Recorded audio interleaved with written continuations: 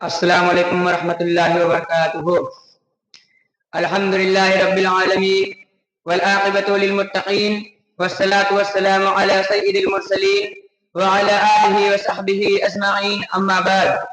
اعوذ باللہ من الشیطان الرجیم، بسم اللہ الرحمن الرحیم۔ واستعین بالصبر والصلاۃ وانہا لکبیرۃ الا علی الخاشعین۔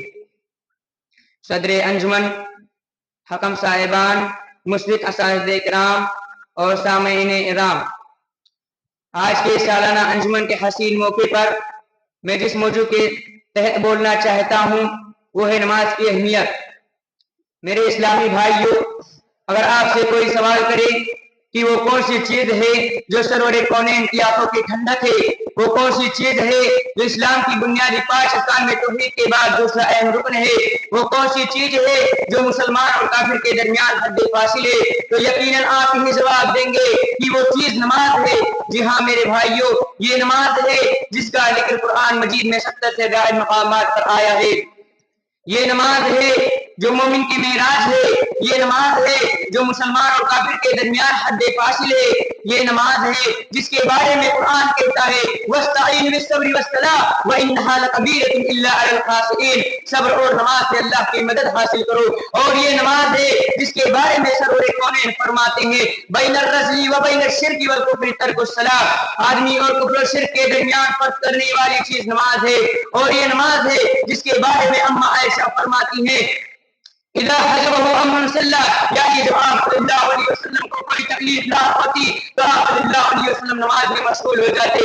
میرے بھائیوں، کس قدر افسوس کا مقام ہے، دین کا اتنا اہم ستون کفر اسلام کے درمیان فرق کرنے والے عبادت نبی کریم صلی اللہ علیہ وسلم کی آنکھوں کی ٹھنڈک، آج ہم اس سے غافل ہیں۔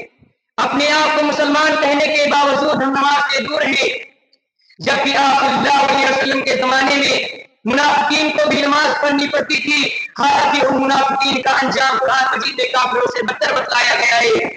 لیکن ان منافقین کے بارے میں قرآن کہتا ہے وَإِذَا قَامُوا إِلَى الصَّلَاةِ قَامُوا كُسَالَىٰ، جب وہ نماز کے لیے اٹھتے ہیں تو کاہلی اور سستی کے ساتھ اٹھتے ہیں مگر نماز ادا کرتے ہیں۔ گویا ہمارا حال تو ان منافقین سے بدتر ہے۔ ہمارا حال تو یہ ہے اذان ہوتی رہتی ہے، ہم میوزک میں، کھیل کود میں، اپنے کام کاج میں مشغول رہتے ہیں، ہمارے کانوں پر جھنجھک نہیں رہتی۔ کیا حال ہوگا ہمارا اپنے رب کی بارگاہ میں؟ اللہ رب العالمین قرآن مجید کے اندر فرمایا کہ جب جہنمیوں سے پوچھا جائے گا کہ تم کو کس چیز کی وجہ سے جہنم کی سزا ملی ہے، تو اپنا پہلا جرم یہی بتائیں گے لم نکن من المصلین، ہم نماز نہیں پڑھتے تھے۔ میرے بھائیوں، اللہ کے واسطے نماز قائم کیجئے تاکہ کل قیامت کے دن لم نکن من المصلین نہ کہنا پڑے۔ اور آپ کو یاد معلوم ہونا چاہیے کہ نماز وہ واحد عبادت ہے جس کے بارے میں اللہ کے نبی فرماتے ہیں کہ جب تمہارے بچے 7 سال کے ہو جائیں تو انہیں نماز پڑھنے کا حکم دو، اور جب 10 سال کے ہو جائے اور نماز نہ پڑھے تو انہیں مارو۔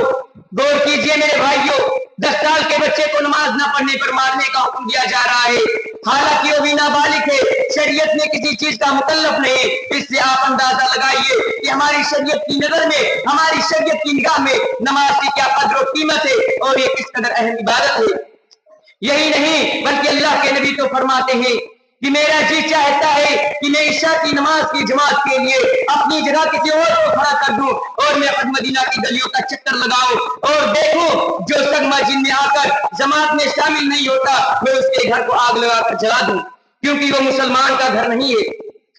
اور حدیث شریف میں آیا ہے اللہ کے نبی فرماتے ہیں اے لوگوں یاد رکھو کل قیامت کے دن بارگاہ ربانی میں جو سب سے پہلا سوال ہوگا تمہارے اونچے اونچے محلوں کے بارے میں نہیں ہوگا، تمہارے پراپرٹی کے بارے میں نہیں ہوگا، تمہارے بینک بیلنس کے بارے میں نہیں ہوگا، بلکہ کل قیامت کے دن بارگاہ ربانی میں جو سب سے پہلا سوال کیا جائے گا وہ نماز کے بارے میں ہوگا۔ نماز پڑھتا رہا یا نہیں، اگر کسی نے نماز نہیں پڑھی تو اللہ کے سامنے کیا منہ دکھائے گا، وہ اپنے سوال کا جواب، وہ اللہ کے سوال کا جواب کیسے دے گا؟ میرے پیارے بھائیوں، آپ نماز کی اہمیت کا اندازہ اس حدیث سے لگائیے کہ آپ صلی اللہ علیہ وسلم جنگ میں موجود ہیں۔ اب آخر میں اللہ رب العالمین سے دعا ہے کہ ہم مسلمانوں کو سچے دل سے نماز پڑھنے کی توفیق عطا فرمائے۔ آمین ثم آمین، وآخر دعوانا الحمدللہ رب العالمین۔